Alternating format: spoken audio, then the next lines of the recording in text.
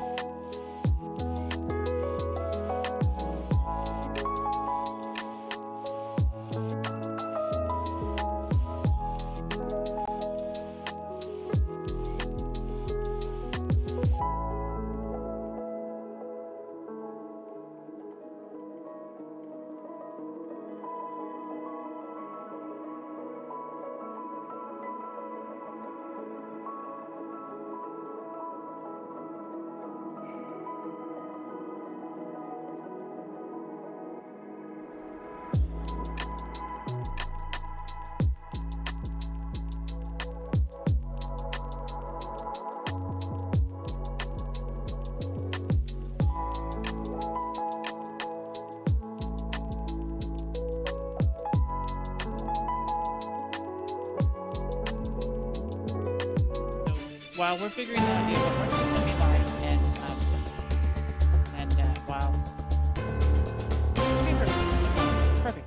That's hi everyone. I think we're live. Welcome to Transverse News, your weekly trans and LGBT news source here. Your silly, snarky, low budge, low budge version of news here on the Transverse. I hope you're having a great day. I have for a while we've talked about that I've been riding the struggle bus. Today I am driving it. Today I'm driving it, probably driving it into the ground.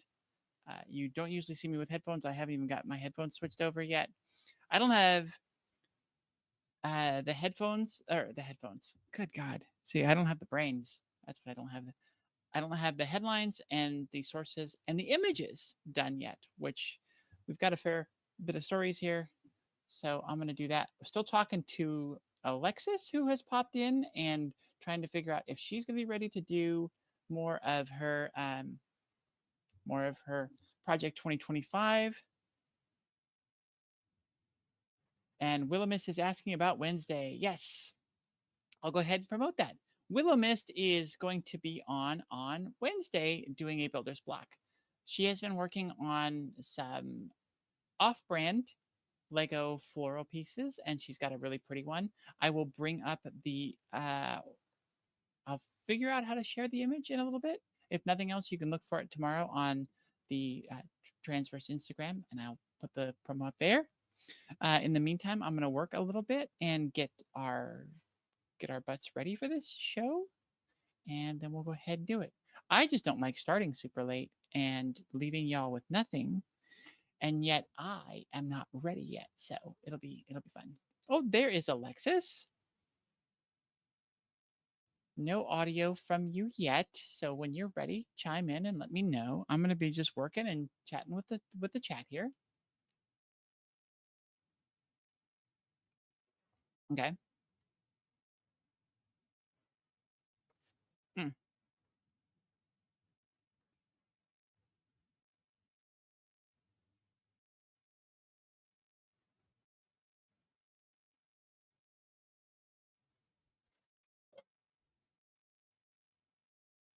You were just getting black, right?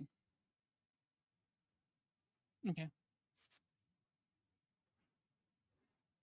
Well, yeah, you can just work on it while I'm working. Like I said, I just wanted to be on and just chat with people. We're not ready for the show yet, so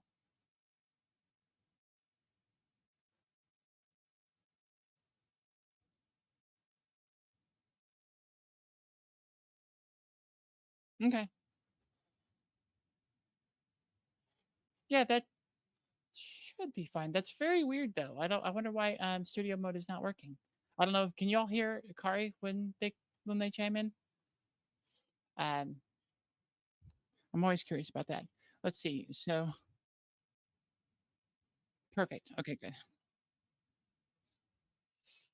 It could have been a glitch in the trans matrix. It happens. It's technology. Pretty sure that's just Uh the Matrix. so Alexis, I see you here. Can I hear you yet? Yeah. Hello. Oh, there we go. Yes, I No, do. It's just very delayed from your video. Interesting. Maybe it'll catch up. that's weird. It'll be fun once we get Alexis on. Alexis is not yet married, but she is honeymooned. So we'll get to hear more about that in a minute. Yes, that is true. That is true. Is it playing now? Kari, Is everything are synced you up? able? Yeah, so Kari's working on stuff. I'm working on stuff. We are live. Everybody can see us. We're doing an interesting thing right now because I didn't want to do nothing for folks and just have a blank screen. And yet here we are struggling to get things together in our Monday, our wait, so today is not All Hallows Eve, right? Like today Halloween is All Hallows Eve. So it's just the eve of All Hallows Eve. So Halloween Eve. Halloween Eve.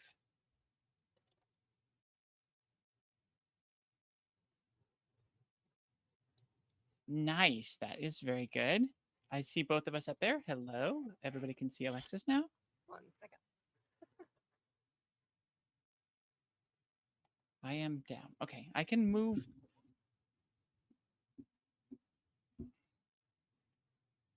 Okay. You can check. I just moved my camera and messed it up. Okay. Yeah. Looks like we should be okay now because I moved my camera and I need to come up a bit. Hold on.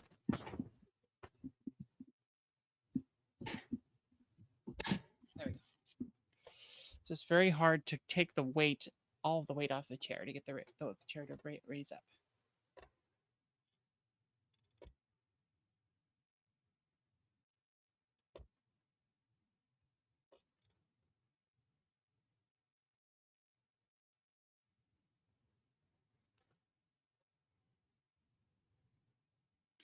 Who who knows on that one? I don't think so. It shouldn't have been any of that kind of stuff. But yeah, who really freaking knows? Because we just had major uh, spacing and sizing issues last week that we were trying to work on after the show to fix, and then now things are glitchy and unrelated ways, entirely unrelated to graphics. So whatever. So, Alexis, you're all ready to go with another episode of Project 2025, huh? That I am. That I am. Yes. That's awesome. Okay. Well, have enough wet. We can do the show. And I can actually, if you don't mind me not paying a ton of attention while you're doing the beginning of your piece, Alexis, I can finish this stuff up while you're rocking on your portion. I went to say your part, and then I decided to say portion, and so it came out very weird. Came Should out we do that? quite Irish. Portion. Yeah, your portion. Yep. Okay, so Kari, why don't we go back to the starting screen? And then we'll start it for really reals. I'll try and see if I can do a good intro.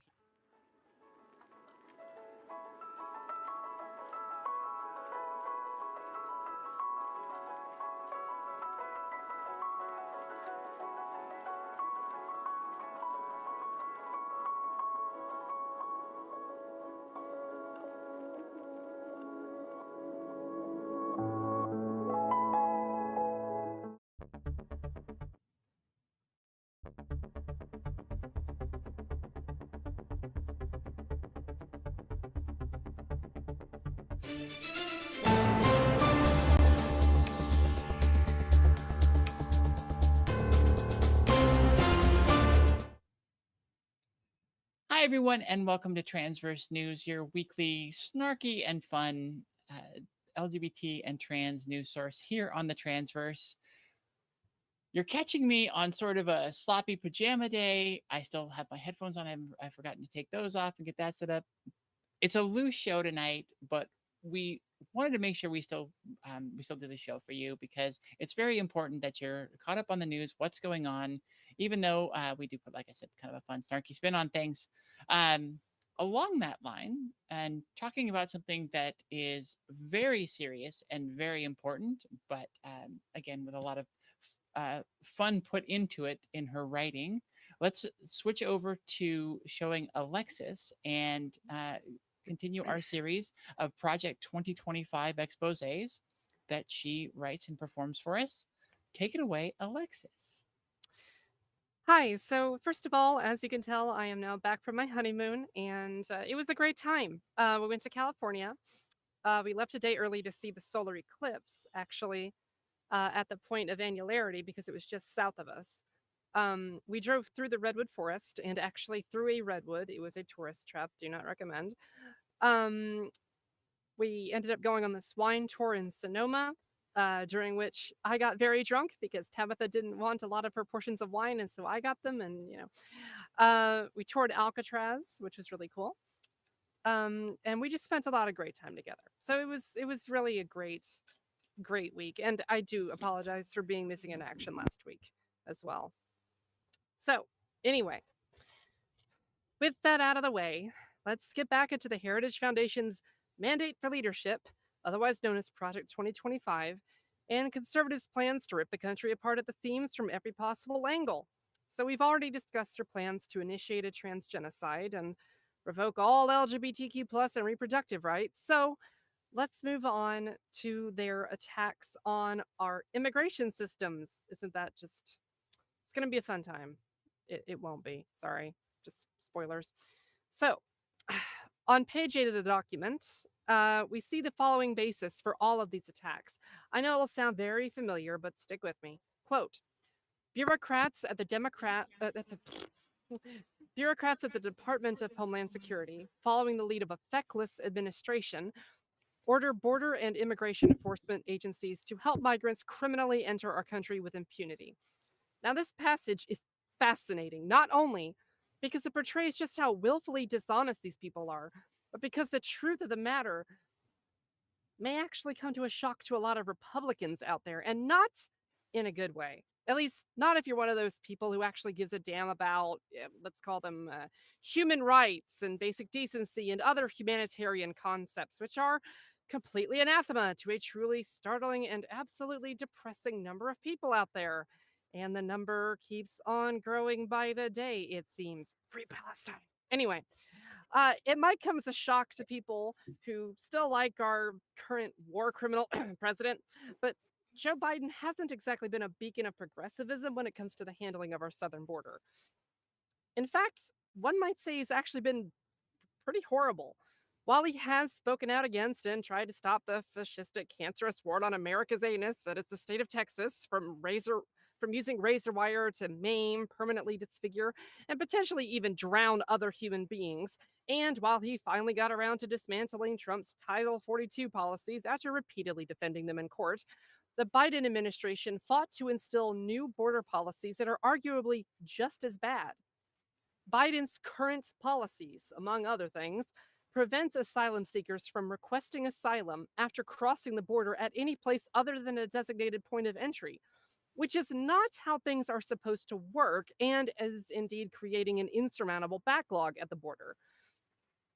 Another policy prohibits most people from seeking asylum in the United States at all should they cross through another country to get here. And as of 3 weeks ago, Biden decided that he would begin deporting Venezuelans back to Venezuela, where people continue to starve, where currency continues to mean nothing, regardless of if it's Venezuelan or American, and which arguably passed the point of no return under dictator Nicolas Maduro several years ago. And that's just the Cliff Notes version, folks.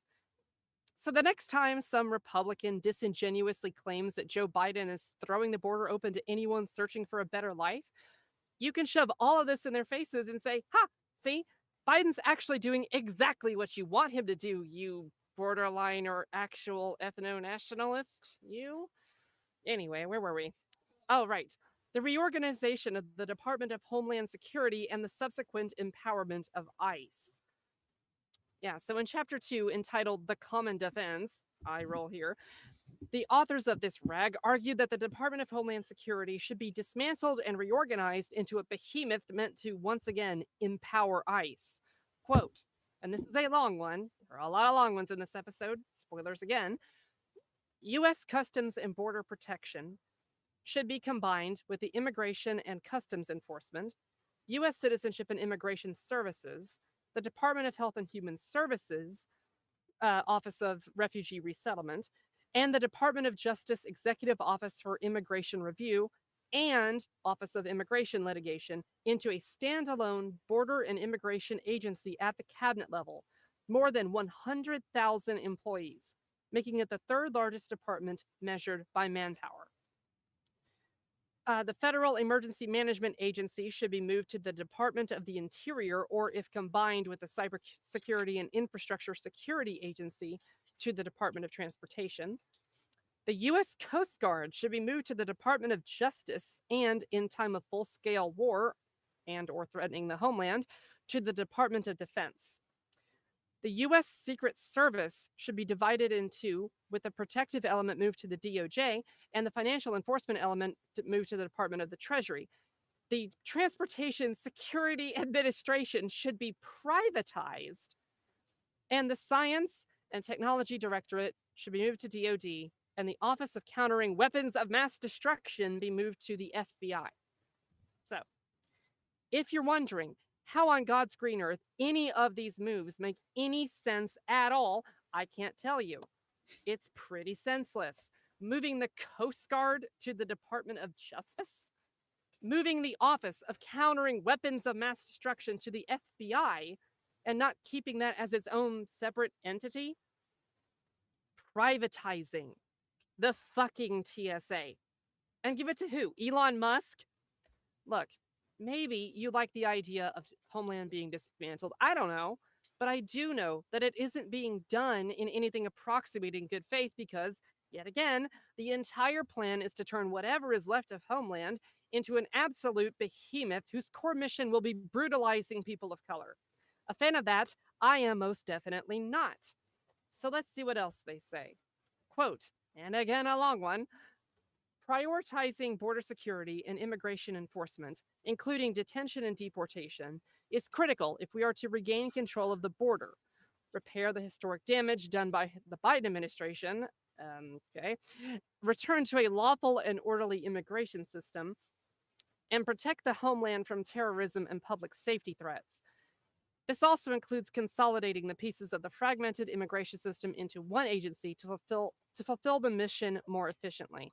Let me just pause again and say, yes, there is historic damage being done by the Biden administration on the border. It's the same kind of damage that these people want to do, but they're pretending he's not doing it so that they can justify them doing it. It's stupid and pointless, but here we are. Anyway, the Cybersecurity and Infrastructure Security Agency is a Department of Homeland Security component that the left has weaponized to censor speech and affect elections at the expense of securing the cyber domain and critical infrastructure, which are threatened daily. A conservative administration should return CISA to its statutory and important but narrow mission. The bloated DHS bureaucracy and budget, along with the wrong priorities, don't spell out what those are, but all right, provide real opportunities for a conservative administration to cut billions in spending and limit government's role in American lives, unless they're trans or a person of color or seeking an abortion, etc., and so forth. Everybody but white men, essentially. Anyway, these opportunities include privatizing TSA screening and the Federal Emergency Management Agency National Flood Insurance Program, reforming FEMA emergency spending to shift the majority of preparedness and response costs to states and localities instead of the federal government, eliminating most of DHS's grant programs, and removing all unions in the department for national security purposes. All right, so I guess, on top of brutalizing people of color, they're apparently going to use this monstrosity they're creating to kneecap their own response to natural disasters by turning the responsibility for emergency management to states and localities, which totally won't use those funds for evil and or to line their own pockets, and then immediately turn back to the federal government for money when disaster strikes because they don't have any left. Right. Also, I guess they're just going to officially leave Puerto Rico and other territories to fend for themselves now. Shocker there, I know. Anyway, to cool off from all of that hot garbage, let's dive into ICE. Quote, since the formation of DHS, ICE has increasingly been tasked with auxiliary missions that have little or nothing to do with either immigration or customs enforcement. So I guess they're saying ICE is the victim now. That is hilarious. Anyway, to return ICE to its primary mission, any new administration that wishes to restore the rule of law to our immigration enforcement efforts should, first, and again, long quotes, sorry, order ICE to stop closing out pending immigration cases and apply the Immigration and Nationality Act as written by Congress. The Biden administration closed tens of thousands of immigration cases that had already been prepared and were slated for expedited removal processing or hearings before the U.S. Immigration Court. This misguided action constituted an egregious example of lawlessness, that allowed thousands of illegal aliens, gosh, yeah, brace for the xenophobic language in this, by the way, of illegal aliens and other immigration violators to go free in the United States. 2. Direct ICE to stop ignoring criminal aliens identified through the 287G program. Ultimately, Congress should prevent ICE from ignoring criminal aliens identified by local law enforcement agencies that are partners in the 287G program. However, before congressional action, ICE should be directed to take custody of all aliens with records for felonies, crimes of violence, DUIs, previous removals, and any other crime that is considered a national security or public safety threat as defined under current laws. Which is funny because when you think about it, with their upcoming even worse crackdown on illegal immigration and undocumented migrants who are already here, any crime could constitute ICE coming in and taking custody of these people, including, who knows, jaywalking or whatever. So, yeah, leaving the door wide open for ICE to just do whatever the hell it wants. Anyway, next, eliminate T and U visas. Victimization should not be a basis for an immigration benefit. Excuse me? Okay.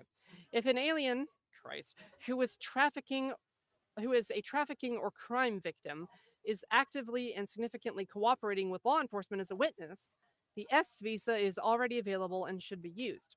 Pending elimination of the T and U visas, the Secretary should significantly restrict eligibility for each visa to prevent fraud. Fraud. Anyway, next. What number are we on? Number 4. Issue clear guidance regarding detention and bond for aliens. I hate the word aliens. Anyway, thousands of illegal aliens, there it is again, are allowed to bond out of immigration detention only to disappear into the interior of the United States. This is the invasion myth again, where many commit crimes and many others disappear, never to be heard from again. Interesting. I would figure if you wanted immigration in this country, you would want immigrants to, I don't know, not commit crimes. But now they're saying that them not committing crimes is also a problem. So the problem to them is just that there are people here that they don't like. Shocker there, I know. But anyway, back to it. This occurs primarily because of poorly worded bond regulations, contradictory bond policy memoranda, and poor practices for managing released aliens and the Alternatives to Detention program, which requires significant reform. Number 5, prioritize national security in the student and exchange visitor program. We'll get to this again later on with China, but this is just with immigration in general right now. I should end its current cozy deference to educational institutions and remove security risks from the program. This requires working with the Department of State to eliminate or significantly reduce the number of visas issued to foreign students from enemy nations. Okay, so do I even need to say anything else about how fucked up or xenophobic all this is, or should I just move on? Let's move on. Anyway, again, you've heard all of this next section before, but it deserves to be covered anyway. Quote, the incoming administration should spearhead an immigration legislative agenda focused on creating a merit based immigration system that rewards high skilled aliens, if they don't stop using that word, I swear, instead of the current system that favors extended family based and luck of the draw immigration. To that end, the diversity visa lottery should be repealed. Chain migration should be ended while focusing on the nuclear family, and the existing employment visa program should be replaced with a system to award visas only to the quote unquote best and brightest. Internal efforts to limit employment authorization should be matched by congressional action to narrow statutory eligibility to work in the United States and mitigate unfair employment competition for US citizens. Interesting. Okay. I don't know what they're getting at with that, but okay. The oft abused H-1B program should be transformed into an elite program through which employers are vying to bring in only the top foreign workers at the highest wages so as not to depress American opportunities. Sure. Okay, so to sum all that up, it is the Heritage Foundation, and by extension Republicans, essentially saying for the billionth time that they don't give a shit what the Statue of Liberty says, or just what a or just give a shit about any humanitarian cause at all. Because here's the thing, people: if the Statue of Liberty was a person at one point, she would be rolling in her grave right now. And in case you need a refresher, let me read you a part of the new Colossus, that poem that is inscribed on the Statue of Liberty. Quote, give me your tired, your poor, your huddled masses yearning to breathe free, the wretched refuse of your teeming shore. Send these, the homeless tempest tossed, to me. I lift my lamp beside the golden door. So, like, fuck all of that, I guess.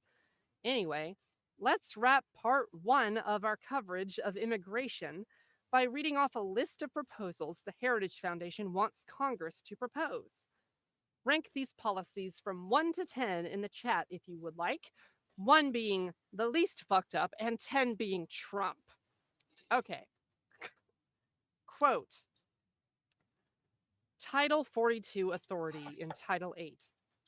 Create an authority akin to the Title 42 Public Health Authority that has been used during the COVID-19 pandemic to expel illegal aliens across the border immediately when certain non-health conditions are met, such as loss of operational control of the border, which of course they can declare at any time whenever they damn well please. Curious. Anyway, next, mandatory appropriation for border wall system infrastructure. The monies appropriated would be used to fund the construction of additional border wall systems, technology, and personnel in strategic locations in accordance with the Border Security Improvement Plan. Next, appropriation for port of entry infrastructure. Border security is not addressed solely by systems in between the ports of entry. POEs require technology and physical upgrades, as well as an influx of personnel to meet capacity demands and act as the literal gatekeepers for the country. This is the first line of defense against drug and human smuggling operations. Next, asylum reform, and this has its own section. Number one, or A, whatever.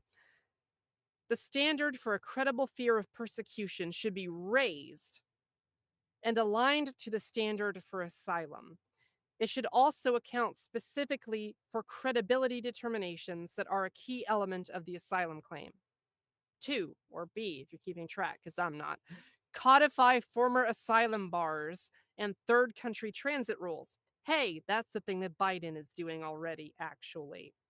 So, okay then. Next, C3, PO, whatever. Congress should eliminate the particular social group protected ground as vague and overbroad, or in the alternative, provide a clear definition with parameters that, at a minimum, codify the holding in matter of A to B that gang violence and domestic violence are not grounds for asylum. Next, out of asylum, on to parole. Parole reform. Congress should end the widespread abuse of parole in contravention of statute and return it to its origins as an extraordinary remedy for very limited purposes. Next, NGOs and processing. Congress should halt funds given to non governmental organizations, NGOs, to process and transport illegal aliens into and throughout the United States. Such funds and infrastructure, including the DHS Joint Processing Centers, should be redirected to secure the border, detain aliens, and provide space for immigration court proceedings. Next one, it's got its own section. Yay. State and local law enforcement. Congress should unequivocally authorize state and local law enforcement to participate in immigration and border security actions in compliance with Arizona versus the United States. It's worth pausing for a second here and noting that they intend to use this right here to abolish sanctuary states and cities by stating that federal law preempts state and local law when deciding who gets arrested and how they got arrested. How they get arrested, whatever.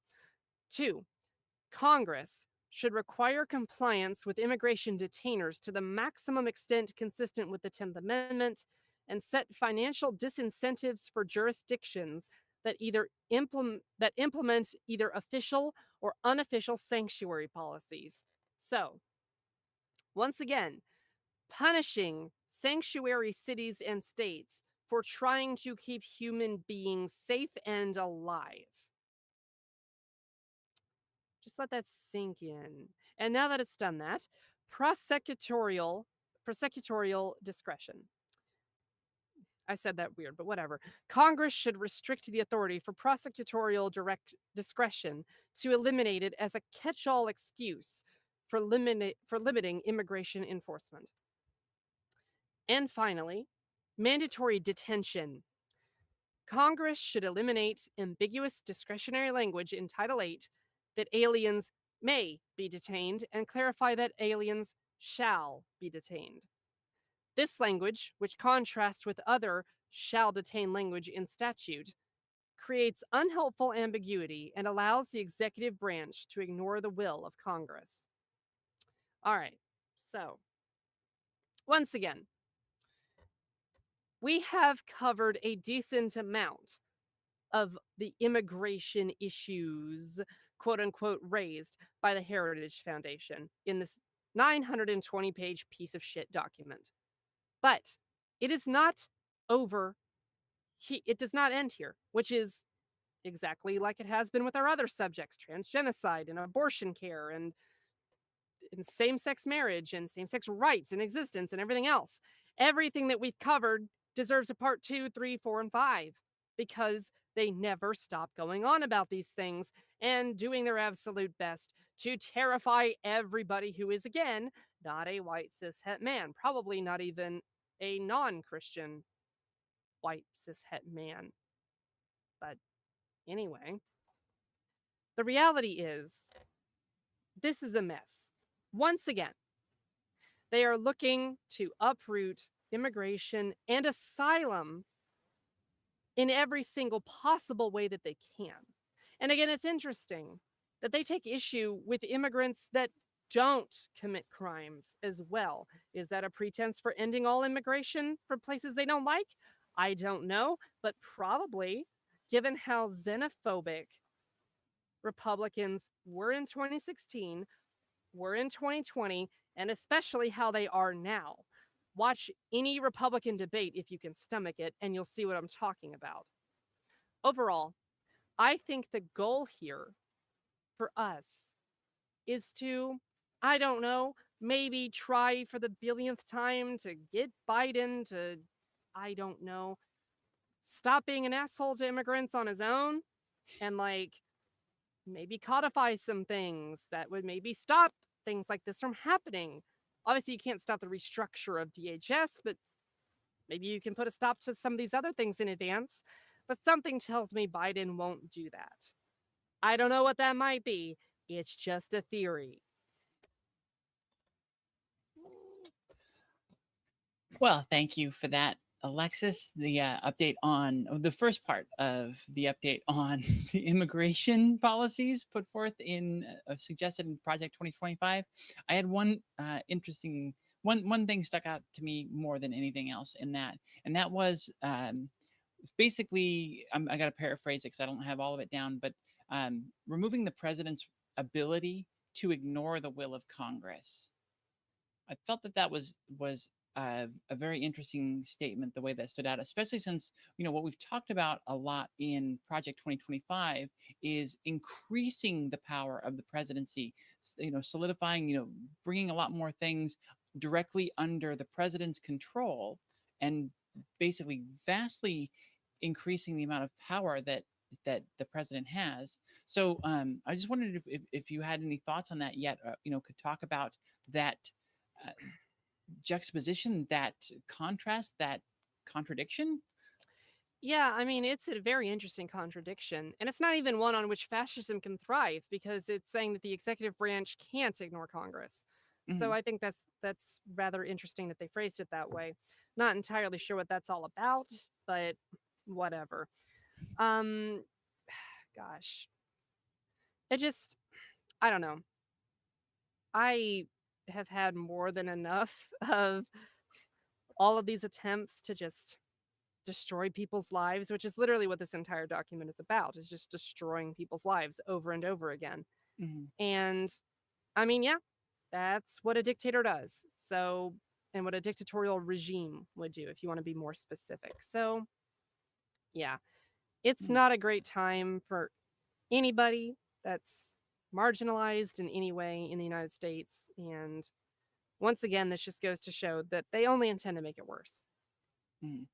And like you said, it's really disappointing the way the current administration has sort of left the immigrant situation, just left it in a poor state, and even sort of made some of the things worse. And I think it's just one of those where it again it's a marginalized community. It's such an easy scapegoat. It's an easy thing to either ignore or to gain some political points by Yeah, succumbing to the extremist views and doing some of those terrible things.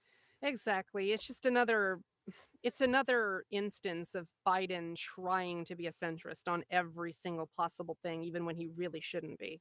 Hmm. And it, just like with Palestine, getting through to him from any angle as a progressive is basically impossible. So it's like I said, it's like I put the solution forward as being like, hey, maybe we can convince him to do these things, but I'm not holding my breath. Yeah. Um, I think that it's it's very obvious to me, just to talk about Biden a little bit more, it's very obvious to me that he recognizes that he might lose this next presidential election, and that that might be why he's trying to do this excessively centrist slash right wing crap lately. I don't know. All I know is, or maybe it's just a natural progression of Joe Biden. He's always been a radical centrist, if such a thing exists. He's always been one of those people that tries to strike common ground when common ground should never be struck. And I don't know. It could be election stuff. It could be just his nature. I don't know. But what I do know is, just like with trans people, the situation for undocumented migrants continues to get worse under his watch. And I mean, I guess unlike the issue with trans people, he's actively making it worse. And I don't know. He defended Title 42 for a couple of years um, as president. And then he turned around and dismantled it, but then turned around again and said, hey, let's make these policies make a comeback in a different form. And maybe don't restrict things as much, but still restrict them way too much. And sorry, I don't know. Yeah. I don't know what else to say about it. It's just, it's a disaster. Yeah, And and I've never yeah, understood why America can't figure out how to utilize these people. Like we've got people coming in and doing a lot of jobs that Americans won't do. There's always that rhetoric, that fear of immigrants coming in and stealing American jobs. And the truth is they're doing jobs a lot of times. The undocumented workers are doing jobs that Americans just will not do. When they have tried to force immigrants out and have Americans do those jobs, they're like, I'm not gonna pick strawberries in a field. I'm not gonna do, you know, X, Y, and Z. And so we have these people that are willing to pack up and move their families to a new country, which, holy crap, can you imagine the amount of effort and energy and all the things you have to go through to do that? Like I even mean, just personally, mentally, yes, but like um so these are really not in their dedicated, situation, hardworking no. people, right? Yes. These are people that are really motivated, really hardworking, willing to do anything to provide for their family. And we can't do something with that. Like, why not spend the money and the effort instead of all these processing centers and work on putting together places where people can come in, we educate them, we teach them the language, whatever kind of basic skills we can give them, and then send them If out into the yeah, if they workforce. want to learn English, yes. What's that? I said if they want to learn English. It's not like it's the official language of the United States. There is no official language, and that's for a reason. Even Hmm. though, of course, the right wants to make English the official language of the United States. That's never been the case, nor should it be. But yes, Hmm. I understand your point. Um, it's just like, why can't we, I don't know, just be nicer to immigrants of any quote unquote variety, undocumented or otherwise? It boggles the mind. We don't even try to empathize with people in that situation. Hmm. And on top of that, I mean, just juxtapose that with the rhetoric that we've been hearing throughout the debates and throughout the campaign cycle, really, but especially in the debates, when practically everyone on that stage continuously characterizes what's happening at the border as an invasion, stoking up all the xenophobic hate they possibly can. Um, they do that. I guess they're borrowing from the far right's playbook in Europe for that one. But then they're also at the same time advocating for military action in Mexico Hmm. constantly now. Several of them are talking about bombing Mexico, for Christ's sake, or sending their special forces into Mexico without the government's express permission. It's like, wait a second, you're saying that the United States is being invaded, but you are straight up advocating to invade another country. That's what that would be if you didn't have Mhm. permission to go in or bomb or anything else. And there's a little bit of a semantic difference between refugees and people fleeing a country, and military offensive. Isn't there? Would there a little bit of a isn't there a little bit of divide between those two? I would think Well, bet. just a little one. Oh God. Um, Willow Mist had commented uh, they that would bring in more potential voters that they don't want.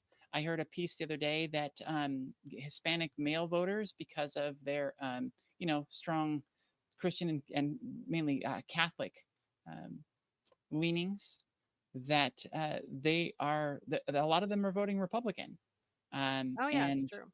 Definitely so true. that myth isn't even a true one. I mean, here's the thing, right? They that has been an argument on the right for years now, is that it's great replacement crap. It's Hmm. basically like, oh, the left wants to bring in all of these people of color that will vote the way they want no matter what and dilute the vote of the I'm not going to say white people, but that's what I mean by that, the true Americans or taxpayers or whatever other fucking dog whistle they want to use. You Whatever know, dog whistle. but that's the whole white replacement, Yeah. great replacement crap that they've been peddling right there. Um and yeah, like you pointed out, people first of all can think for themselves, and second of all, a lot of uh, Hispanic males vote Republican anyway. So like, you've got literally nothing to stand on, No, never um, do. by any measure of anything. It's Mhm. And I just wanted to clarify my point earlier. I know, like, I step in a little bit when I say, teach them English. I think, um, like the homeless solution, the homeless problem, the fixes that they have proven time and time again are give them homes and give them the counseling and the help that they need to get resumes together and all of those sorts of things and get on their feet, get them access to the internet, all those things that people need these days. And they improve their lives and make it back, get a foothold up and make it back into society. I just think that there there should be a cheaper, easier solution to the immigrant issue, where you're actually helping them assimilate quickly and easily into American culture and get them working and doing the things that they already want to do. And the problem, I guess, is that that doesn't fit into the narrative, that they're just coming in to rape, pillage, steal our jobs, steal our women, and whatever blah else, blah blah blah whatever, blah. Yeah, yeah, exactly. whatever else. They want to characterize them as invaders of the worst kind, Yeah. and I mean, I've even noticed a step up in uh in Trump's rhetoric on that. That Really. he doesn't try to weasel around and say, "Oh, well, some probably aren't like this." No, he's just straight up saying they're all the worst kind of people now. Rapists and the worst kind of Like people, and he then did, all you hear in the news is all of the women and children that we have in camps that are sick and suffering, some dying, all of this stuff. That and it's like, yeah, how does anybody believe any of this stuff when the facts are all there? Oh boy. right. And honestly, 100%. I'm sure this goes for you too. You know, we America, I know it's going to sound like a tired phrase, but it's true, is a nation of immigrants. It straight up is. And so, and Our economy even if needs we it. weren't, even if we weren't, even if we weren't a nation of immigrants, which we are, but even if we weren't, these are human beings. Could we just try for once to be sympathetic to their problems as fellow human beings and help them when we can? And, you know, create a more productive society that way. Just a thought. But no, we can't do any of that because the right is paranoid about people of color, or leftists try to play centrist, and we end up with Joe Biden. But it's a never-ending cycle, just like everything else in this country. We never learn our damn lessons, ever. No, we have a major contingent right now in the country actively trying not to learn or teach the lessons of history. Like they want to ignore them as much as possible. Like that's their active policy agenda. It's crazy. Oh, well, thank you so much for another episode of our Project 2025 updates here. Thank you again. Thank you for everything that you're doing with that. Welcome back to the show. We missed Thank you. you last week. Do you want to talk at all about any more about your honeymoon? I know you already kind of covered it. Has getting back into the real world been a struggle for you? Not really. Okay. It was kind of interesting though. I'm gonna give a little webtoon shout out actually at the end of this, but the uh the tour, and this is just the best thing ever. We were searching for wine tours after we got down there, and Tabitha saw one that was perfect for us, and then looked at the name of it, and she was like, "Oh, this is meant to be." It's called Platypus Tours. Hmm. And for those webtoons fans in the audience, especially those who are trans, but maybe even not, there is a webtoon called The Prettiest Platypus that is one of my favorites of all time. And it's one of mine and Tabitha's mutual favorites. And so when we saw that name on the tour, we were just like, oh, this was meant to be. This is perfect. But yeah, it was really, really, really awesome. I'm so glad you got a vacation, a break, and to spend that time together. Thank you. Me too. All right. Ugh. Well, again, thank you so much, and we'll be seeing you again next week. Yep. Next week, I think we'll talk about China a bit because Okay. there is a whole lot about China in that piece of shit document that does need to be talked about. And that topic in and of itself probably deserves like multiple parts, like Okay. more than the rest.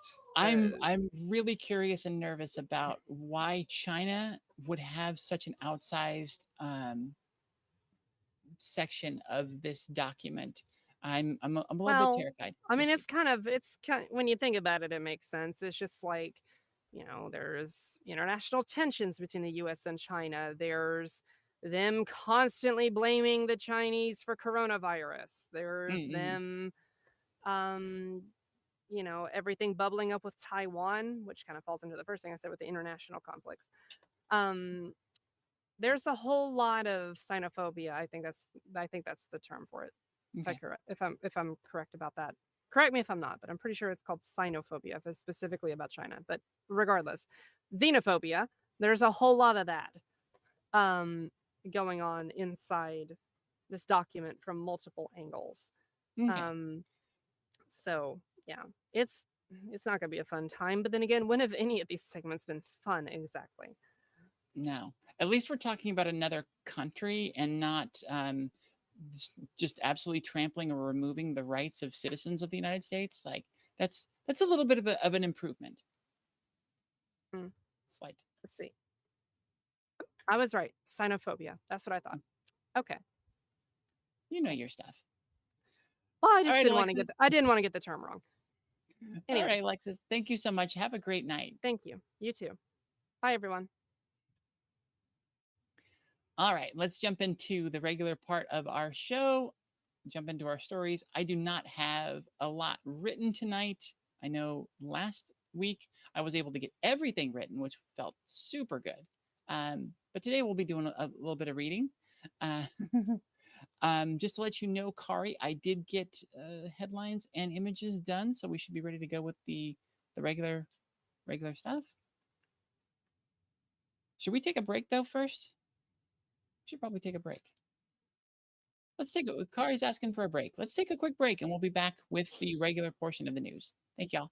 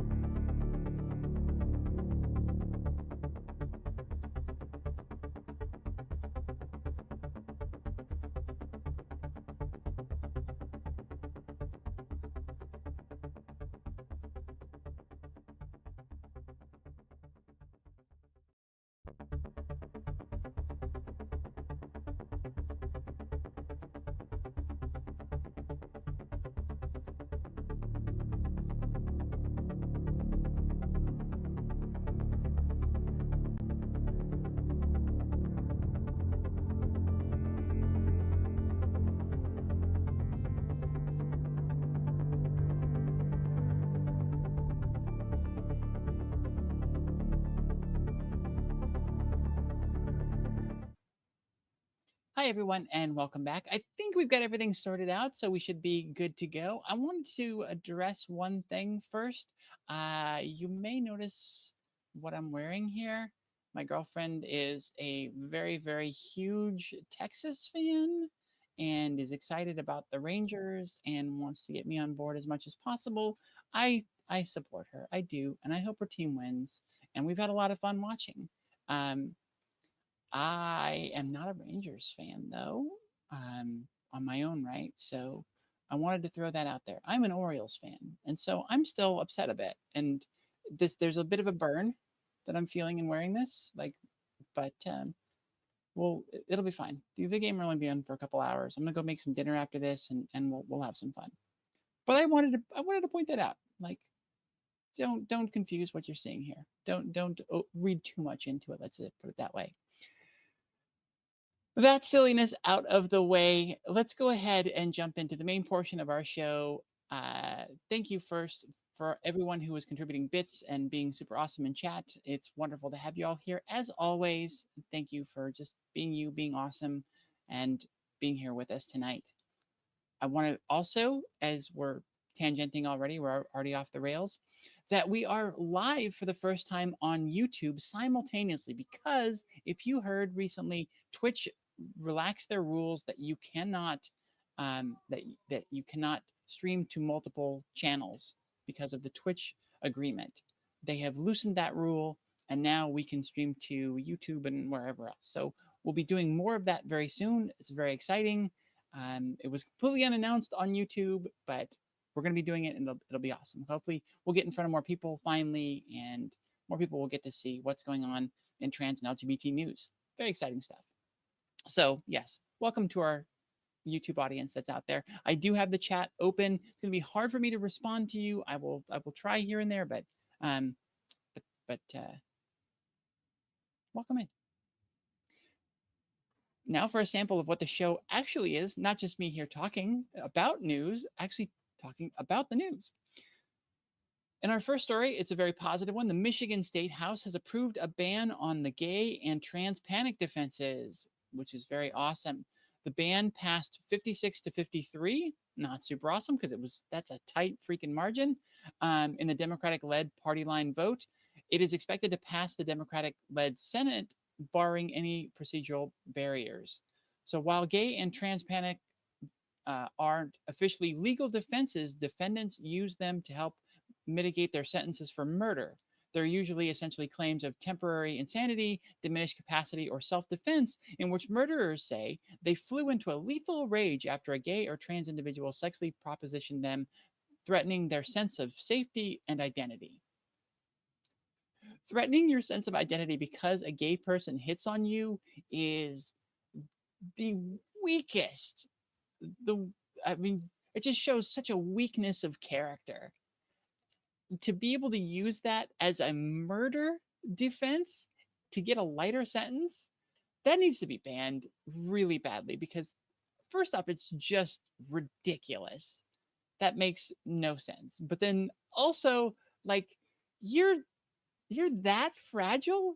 Like, come on, put on your big boy pants and join the rest of the world here. Good gosh. Oh boy. I don't know. Is there anything else in this story we need to read? Michigan House Speaker pro tempore Lori Pohutsky, who is bisexual, said the ban is especially necessary now considering how often it is used to justify violence against Black transgender women. Most of the reported anti trans murders each year are committed by men with firearms, some of whom accuse the murdered women of having, quote unquote, hidden their trans identity before coming out and propositioning them. Again, such a weak and ridiculous defense for homicide and just being a terrible, terrible person. So I hope to see that banned everywhere. It's very sad it needs to be banned and that it's even is or was ever considered. But let's move on. This is another positive bit of news. Transgender students have faced an array of threats in recent years. This is from Erin in the Morning. This is her reporting. Several states have barred them from sports, restricted their bathroom access, banned books about them from school libraries, and even mandated forcibly outing them to their parents. Surprisingly, some school districts in even the more progressive states have adopted similar policies, which we've seen happen here in 2 districts in California. The story in Vermont is different, however. Just last week, Chaplain Champlain Valley School District, the state's largest, explicitly and comprehensively codified rights for trans students within its jurisdiction. The new policies passed unanimously and endeavor to go above and beyond even the state level protections that Vermont offers trans students in the state. Although the policies were previously informally practiced, codifying them explicitly allows trans students to know that their school district has their back. It also makes it harder for individual schools in the district to bow to pressure from right wing groups to discriminate against trans students in the district. A 3-page policy outlines several explicit protections for trans students in the district there. A right to privacy that allows trans students to detail exactly how much information they want shared with others. A right to have their name and pronouns used by school staff without requiring a court order or legal name change. A right for students' input on parental notification and no mandatory outing of students to unaccepting parents, which of course was the standard policy that all or most at least school districts were using before right wingers decided that they wanted to force them into telling parents regardless of the safety of the child. Next one is a right to update records, including retroactive changes, a right to access the bathroom of their gender identity that goes above and beyond the state's guidelines, and a right to participation in sports that allows students to compete in accordance with their gender identity. So all very good things. Vermont is an absolute leader on this. This is, I think, the first that I've heard of a district this large codifying the rights so explicitly and doing such great things for their students. It's wonderful to hear, and I'm glad to hear that a school district somewhere in the country is actually trying to protect students and their safety. The image here says it all with the giant junk science banner that Aaron in the morning, Aaron Reed has put across this image of an issue of junk science coming out. So, a paper about rapid onset gender dysphoria, retracted in March because it's BS and completely debunked, was republished in a journal with a shady record. Major anti trans accounts celebrated this as a victory. On Monday, several prominent anti trans accounts announced the republication of a previously retracted paper supporting the notion. We should put in again the debunked notion and not at all accepted by the medical community. Rapid onset gender dysphoria, a pseudoscientific explanation for gender dysphoria. Notably, the republication didn't appear in the original journal, the Archive of Sexual Behavior, but rather in a nascent, scarcely known journal titled the Journal of Open Inquiry in the Behavioral Sciences. Established merely 2 months ago, this journal aims to challenge quote unquote progressive bias and quote unquote academic capture by quote unquote radicals and activists. Lots of quotes in here. A closer look into the journal's history exposes questionable practices and underscores yet another instance of those opposing gender affirming care for trans youth erecting facades that mimic unbiased scientific rigor only to camouflage an ulterior motive against trans care. So yeah, we talked at great length last week about the pseudoscientific organization that what is it? It's the American American College of Pediatrics, I want to say, which is a spoof and tried to be confusing people with the American Academy of. Let me get this right. I've got the other file up from last week. Let's do that. Um, Pediatrics is what it was. Oops. Since my brain is not doing it. Okay, so the pseudoscientific organization, the American College of Pediatricians, is another one of those shadow organizations that's meant to fool people into thinking that it's the accredited actual medical organization of the American Academy of Pediatrics, which is a long established medical organization that is legitimate.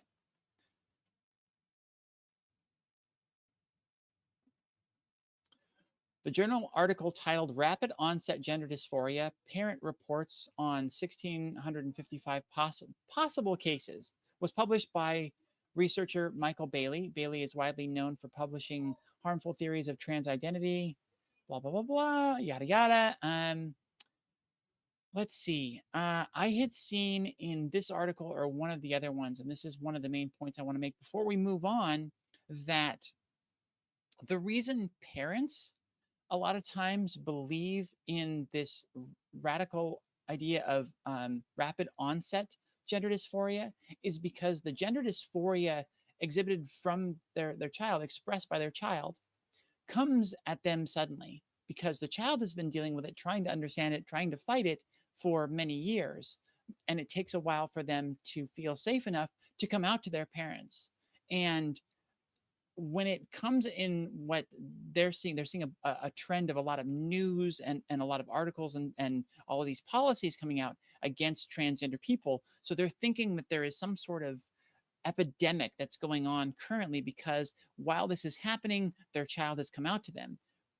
And what this ignores is the fact that when people are talking about gender dysphoria and trying to fight for trans people's rights, and young trans folks, trans youth, are seeing examples of people out there fighting for them. They're seeing examples of adult trans people. They're seeing the fact that it is possible for them to be out and to live as themselves. They can finally decide to come out. And so while there is an effect of all of this visibility of trans people, it it isn't what they think it is. It isn't causing people to decide to be trans. It's allowing people to decide to finally come out and tell people that they're trans.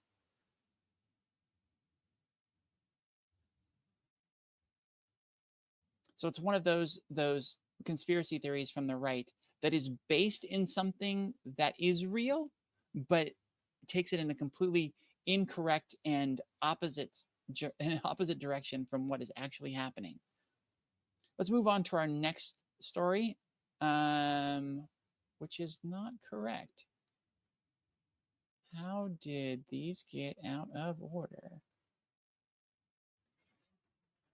Onset. Medical group expands. Why don't I have, how do I have this story in here, but don't have this story in here?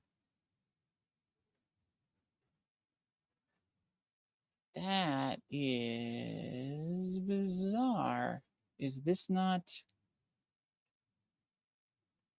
It is not correct. Okay. Okay. Okay. So what I need to do for that is I need to shit. I need to move this one to the end, which is a bummer because it's not a fun article. But and I don't like to end on bummer articles, but uh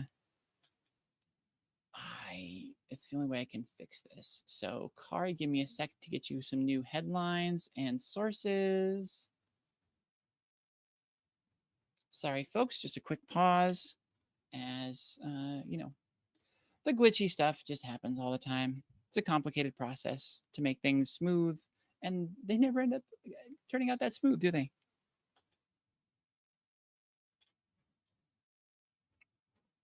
Okay. There's our sources. Right? Yes. And I just need to open that file. Sorry, again, struggle bus, and it takes a second for my brain to work.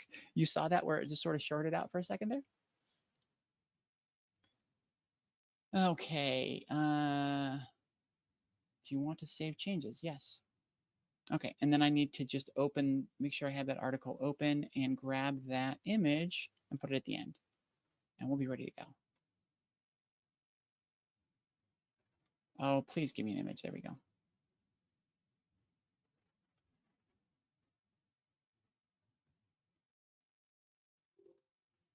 Okay, so that now becomes story number 13.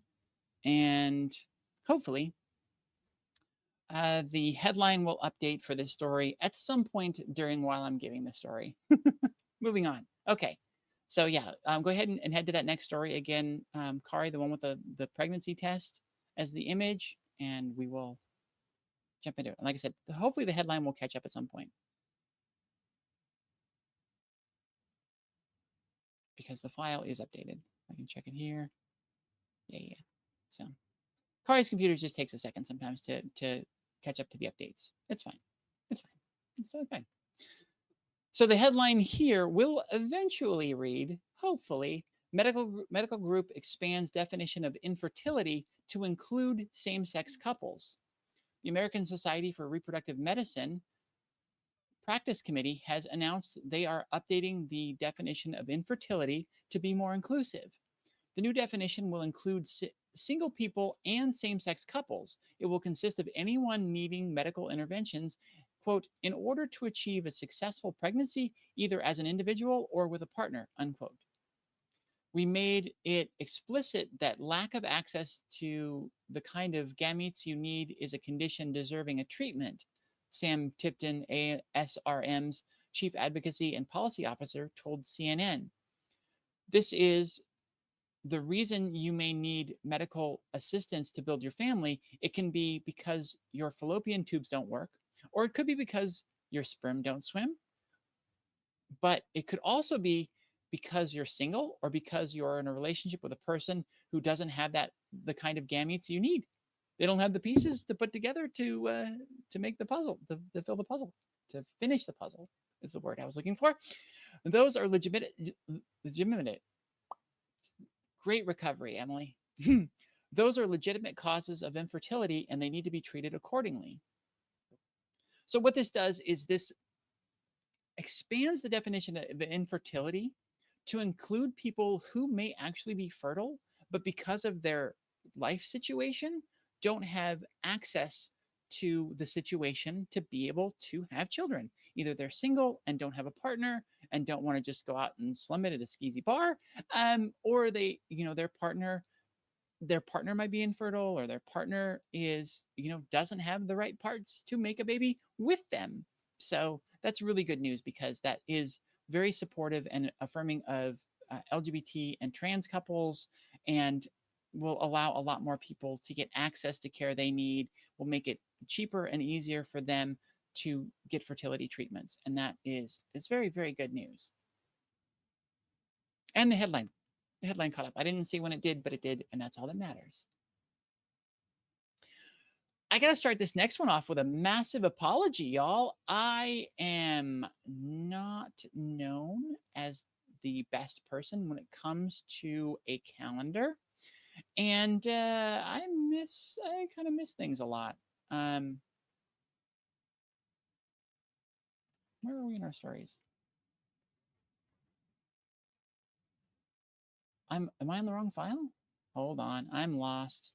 Give me a second. Rapid onset, blah blah blah, medical group. Yeah, yeah, yeah. There we go. Okay. So the biggest problem about having to apologize for missing Intersex Awareness Day is that my producer is intersex. And I mean, just beyond that, we're the Transverse and we support all gender diverse individuals, including intersex folks.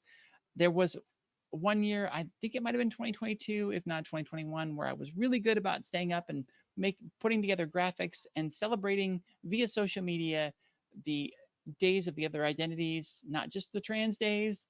And I apologize, y'all. I missed this year in a big bad way. Intersex Awareness Day, a day to celebrate visibility and highlight the issues facing intersex persons worldwide, was observed on Tuesday, October 26th. Wait, 21. This does say 21. How did we get this article? It's from November 21. Is intersex awareness, quick tangent, quick sidebar, is intersex awareness day on October 26th each year? Or is it a certain Tuesday in the year and thus it moves? I'm assuming I missed it, but I don't know when I missed it. Okay. Willow miss. I mean, I don't mean to make a pun, but missed it as well. Let's check. Let's check because this is an article from 2021, and we did celebrate it back then. let's see, Intersex Awareness Day 2023, October 26th. So we are 4 days late on it. Better late than never, I hope. Um, because it's very important to talk about the intersex community when we're talking about trans folks. And one of the main reasons why is that they are often either ignored in the discussion of trans people, and overlooked, or when people are writing anti-trans legislation, like legislation against gender affirming care on trans youth, they often write in exceptions so that doctors can continue to make their own decisions on surgeries that mutilate and sometimes change the genitalia of of children, babies born with ambiguous genitalia. They can often, and a lot of these laws continue to make it possible for them to make a decision on the fly as to what they think the child's gender should be, because the genitalia doesn't fit into what they expect when they're looking. It doesn't look big enough to be a penis. It doesn't look small enough to be a clitoris. So like a clitoris. So they just pick one and fix it surgically. And this has very negative effects on people who grow up, and the doctor got it wrong. And that then in a big way lumps them into the transgender struggle, because they are raised as a certain gender when their true gender was something else. But there are lots of other conditions as well under the intersex umbrella that are really important to recognize. And intersex people are people too, and they need rights. And it's really important, as I said, to call that out and bring attention to the plight of intersex folks. So this week marked a historic win for the intersex and gender nonconforming non-binary community. On October 27th, the State Department issued its first U.S. passport with a gender-neutral X. That was 2 years ago. What else happened that year? The first ever White House listening session and public statement gave long-awaited recognition and new hope for protection from the discrimination and harm we've endured for over a half a century. That's just wonderful. Hold on a second.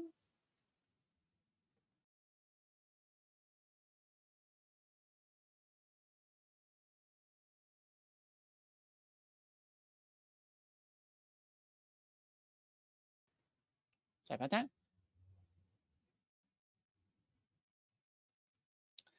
All right.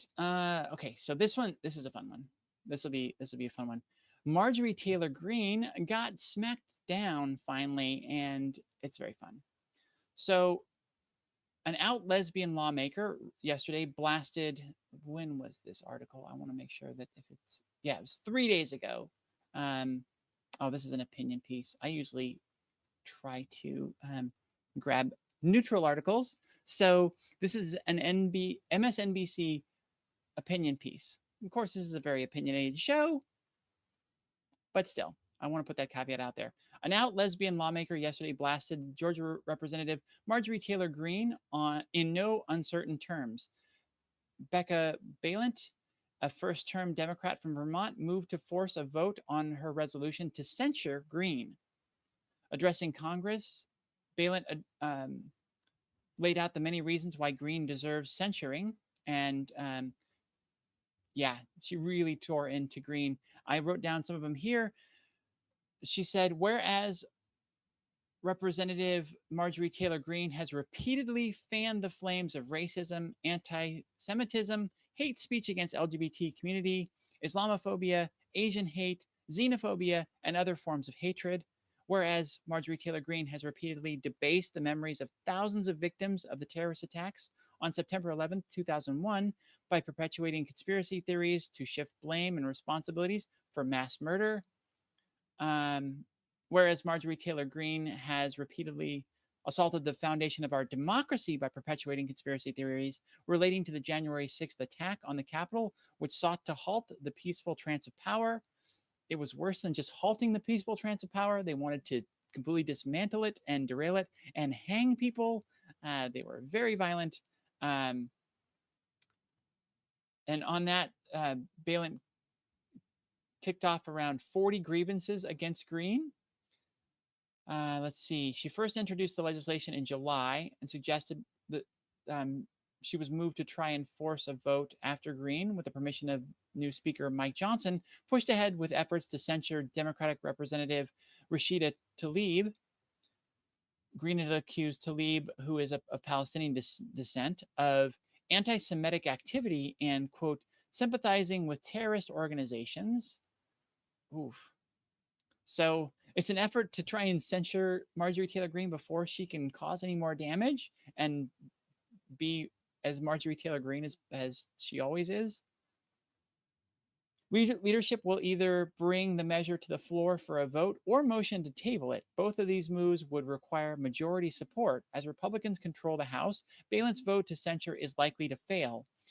How Green's move to censure Tlaib fares is more uncertain. So we'll have to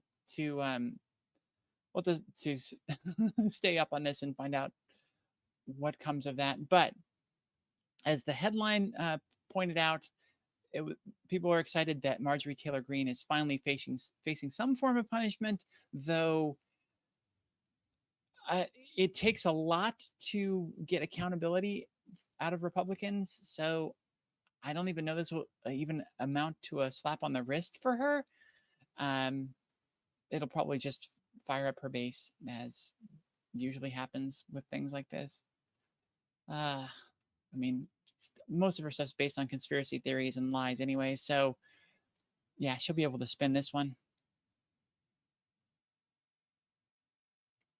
Oh, the day of the week changes. Thank you, Kari. Let's move on to Idaho. Idaho has been a problem state for a while. Let's see what's going on here. On Thursday, the Ninth Circuit Court of Appeals ruled that the bathroom ban for trans students in Idaho could not proceed, at least for the time being. So we get another temporary pause, another temporary stay of execution for trans rights in another state, thanks to the Ninth Circuit Court of Appeals. This decision follows an unexpected reversal by Judge David Nye, a Trump-appointed judge who initially halted the ban but later allowed the state to prevent transgender youth from using bathrooms aligning with their gender identity in schools. Now, the Ninth Circuit Court stands alongside the Fourth and Seventh Circuit Courts in determining that trans students are likely protected by Title IX regarding bathroom rights. I do not like the word likely. Oh my God. I guess it's one of those things where they can't make the final decision. That's got to get before the Supreme Court. Another terrifying eventuality. Oh my gosh.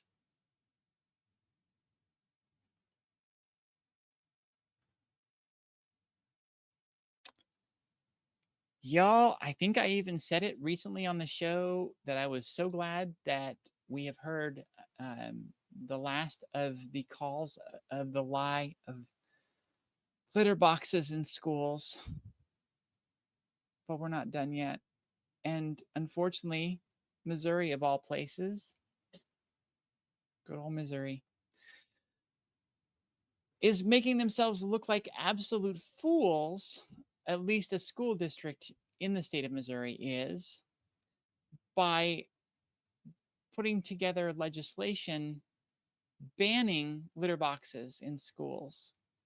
So they're going to legitimize the hoax by creating legislation against it. Francis Howell School District in Missouri, one of the state's largest, recently held a hearing regarding a new policy aimed at trans students and their use of bathrooms. The policy seeks to prevent trans youth from using restrooms that match their gender identity, while offering only limited alternative options.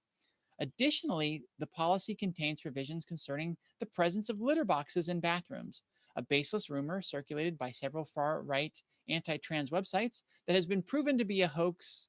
That's where the sentence ends, but it has been proven to be a hoax over and over and over and over again. The school district is scheduled to vote on this policy in November. So we have at least until November to still hear the bull crap of litter boxes in schools coming up. Now, I do need to put a caveat, a little side note into this. There are two places that the litter boxes myth come from. One is there it was a story of an Australian kid who identified as a furry in a school. That was many years ago. It was a private school in Australia where a child was allowed to identify as a furry. Then you come over to America where people are so pro gun that they would rather see children going in and shooting up their classmates than put meaningful gun regulations into place. So, what the schools have had to do is they've had to take extreme measures and put in place safety and security in the event of a shooting. They have to practice and have on hand the implements to deal with an active shooter situation and a school lockdown. Now, in an active shooter situation, a school can be locked down for several hours while the perpetrator is apprehended or dealt with by law enforcement, and the law enforcement needs to go through the school and investigate and make sure that there are no other threats before they can let the kids out and back into what could potentially be danger. So they're locking students in schools or in classrooms a lot of times to keep them safe. That's that's apparently what Republicans want.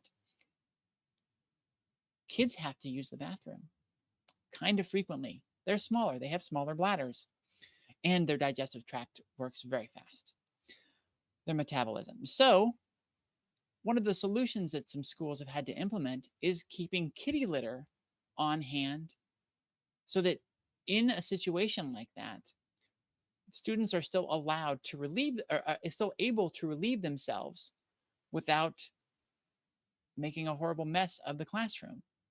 It's a very sad but logical solution to a very tragic reality in our country.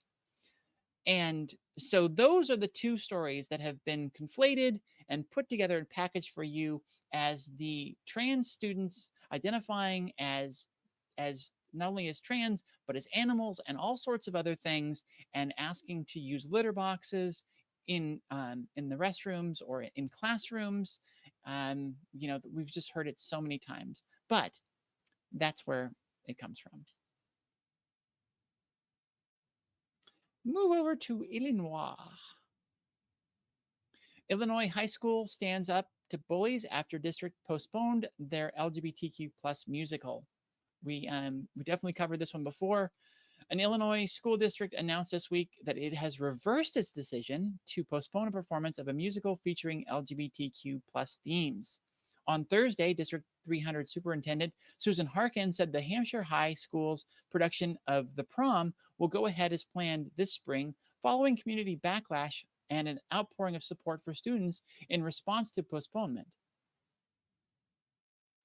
As the Los Angeles Blade reported, Harkin and the District 300's Director of Equity, Diversity, and Inclusion, Adrian Harries, met with Hampshire high school students on October 20th, informing them that the musical had been canceled due to concerns over student safety. School officials said they were concerned about violence targeting the students in the show, according to Hampshire High School alumni and Bradley University sophomore Maggie Little, who started a change.org petition to get the district to reverse its decision to block the play. Ironically, the Tony winning Broadway musical centers around a high school's decision to cancel its prom rather than allow a lesbian student to attend with her girlfriend. On Monday, Harkin's office released a statement clarifying that the April 2024 student performance of The Prom had been postponed rather than canceled, and that the district was reconsidering its decision, contingent upon developing and implementing a comprehensive safety plan to ensure the safety of all students and staff. So they canceled it, but now they're like, because of the backlash to that, and people like, let the kids do their play. Um, they've said, oh, no, we didn't cancel it. We just postponed it. and we'll give you more information soon. How's that? That sound good? Everybody happy now with us now? Sure. Oh, Illinois. Good old silly Illinois. All right. This is I vowed not to do this, y'all. I vowed not to do a story about a tragic loss of a trans person's life without reading it first. We had an attack that we reported on without having read the story first. I just read it here live on air, and it was very graphic. Um, Trigger warning is up. Okay, here we go. So it looks like we're going to be okay. I will still read with caution as we're reading this out loud. A black trans woman, Lisa Love, was killed while walking home in Chicago. She was shot in the early hours of October 17th and was 35 years old. She's one of more than 20 trans and gender non-conforming people to have been killed in 2023. She's the fourth to be reported in October alone. All four of the victims this month have been black. Authorities say she was shot in the chest and back. Her family said she was leaving a friend's home when the incident occurred. An all around good person who did not deserve this. Yeah, nobody deserves this. A loving, caring, free spirited person, always smiling and laughing. That's according to Donna, a cousin of Love. Love's family believes she was targeted. They explained that people in the neighborhood knew she was transgender. A car just drove up, made a U turn, and approximately 30 seconds later, the car stopped and my cousin was shot.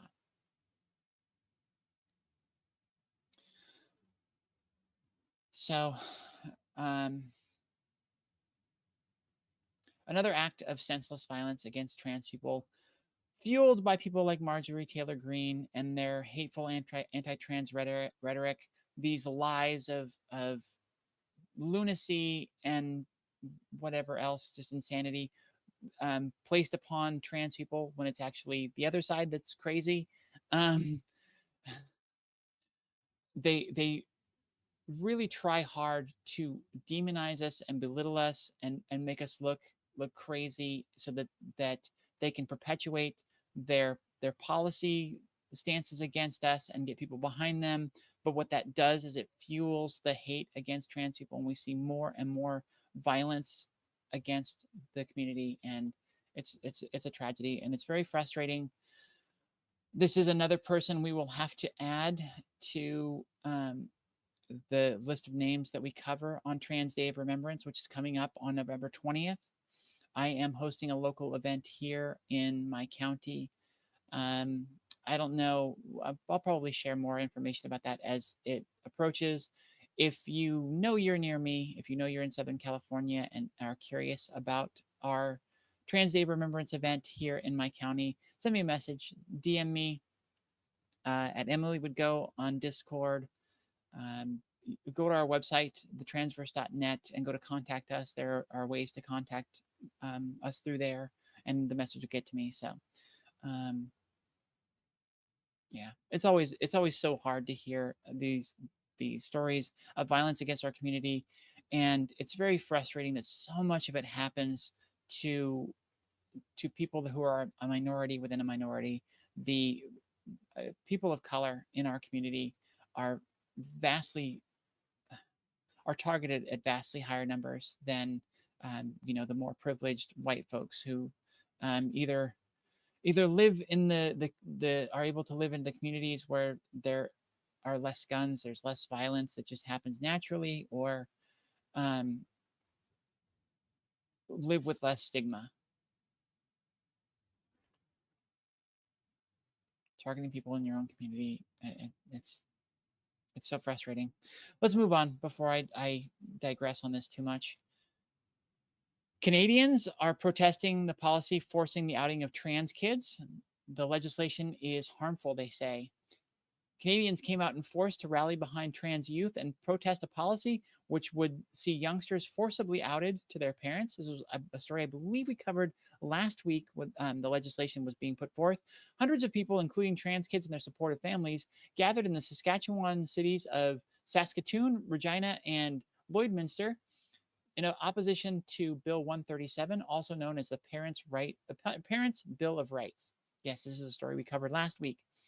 The legislation, which became law last week, was introduced by Saskatchewan Party Education Minister Jeremy Cockrell last week, and outlines a number of rights parents have regarding their children's education, including access to the pupil's school file and being able to see what sex health content is being taught. Controversially, the bill also contains a policy stating parental consent must be given for a pupil to use their preferred name, gender identity, and or gender expression at school. Speaking with the Saskatoon Star Phoenix rally, co-organizer Blake Tate said, "Children deserve a space where they feel safe, included, and affirmed. We know this will not always be their homes. Give children their schools. We know this will not always be their home." Okay, what that statement means, I sort of read it wrong. Put the emphasis on the wrong syllable, but a home is not always guaranteed to be a safe space for an LGBT youth. We see so many cases of LGBT youth when they come out, they're kicked out. They're bullied by their siblings, their parents. Um, they face nasty outcomes. Sometimes counselors and students can talk together and determine when the case, and get a really clear picture of when that's the case, of when a student coming out to their parents will have a very negative outcome.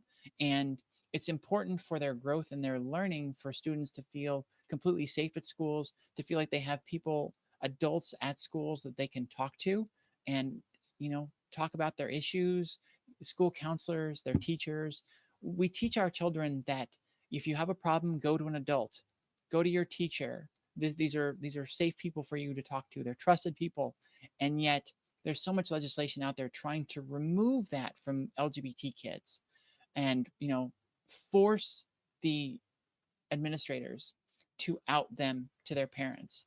When a kid might just be exploring some things with their identity, it's so bizarre to me that this sort of stuff can work, this legislation can be put forth when so many kids, I used a nickname.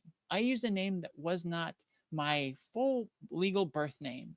Um, and it's the same thing. It is exactly the same thing.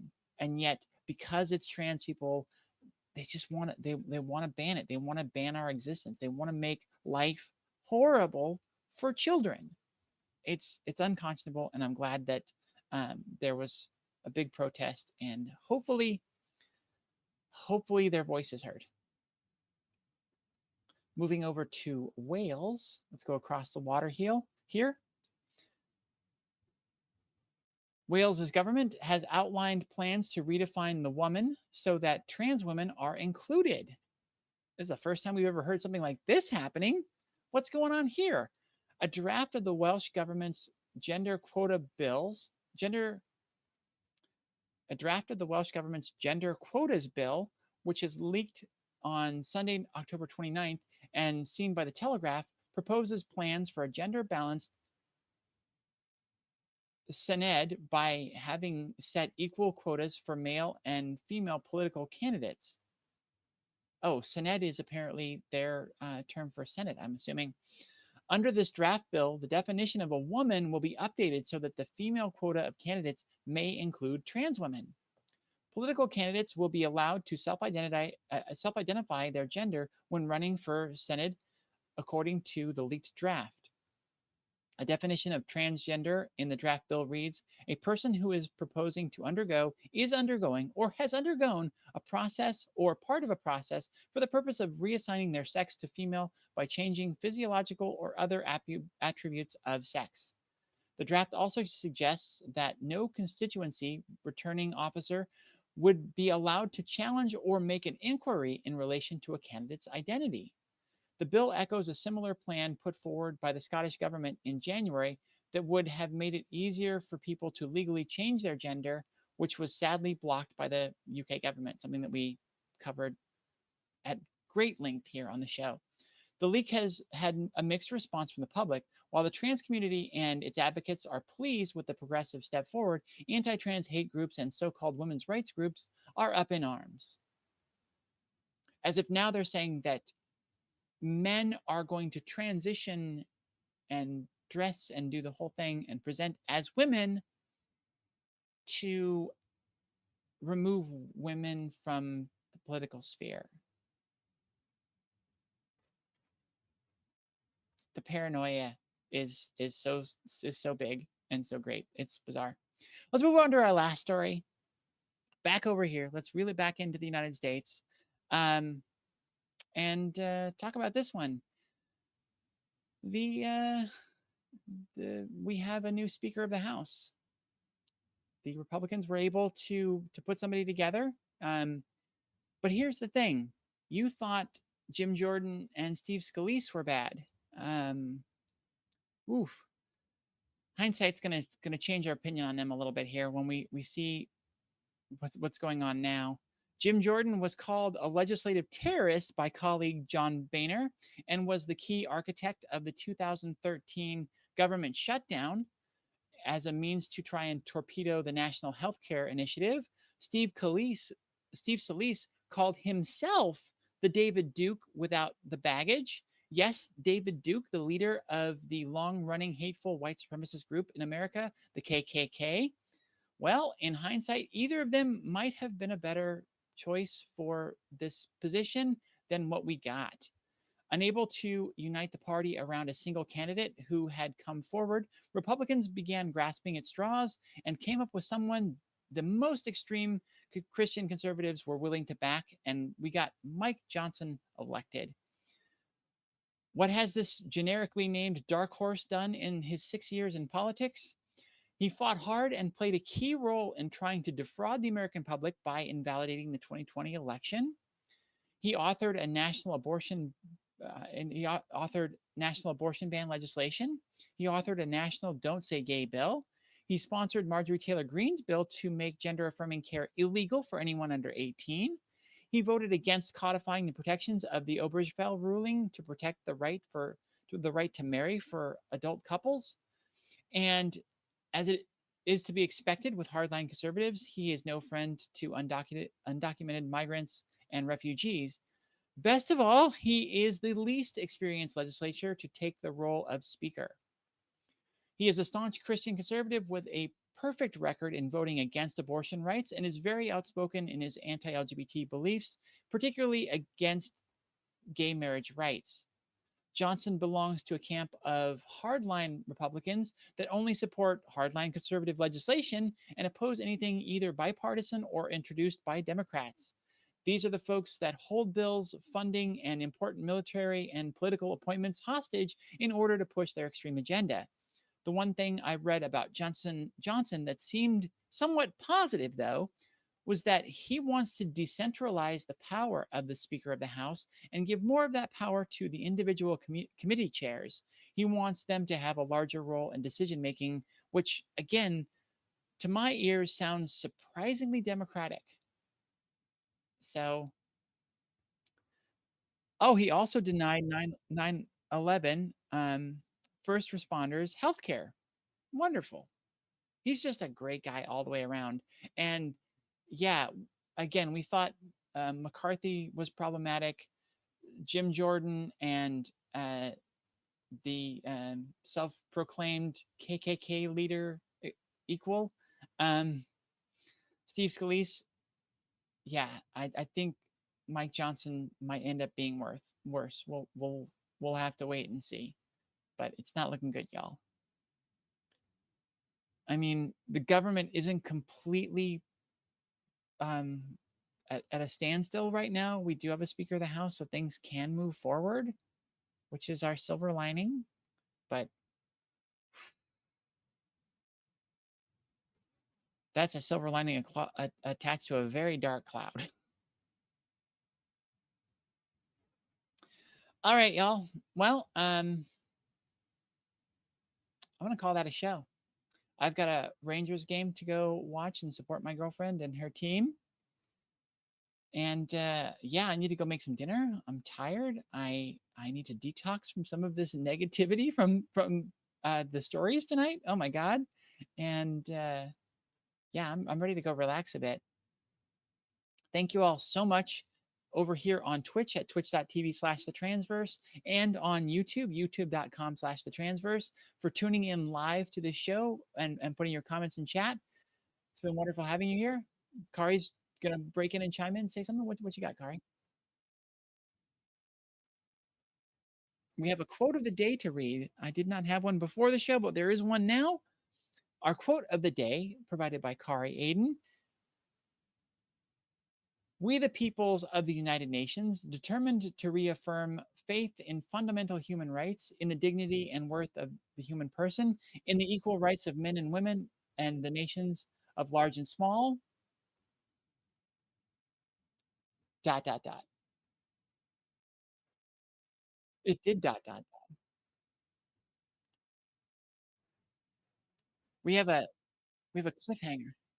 Oh, that was a quote from the United Nations Charter.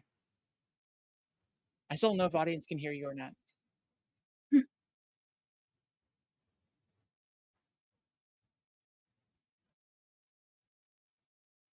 Ah, so the quote of the day comes from the opening of the United Nations Charter, and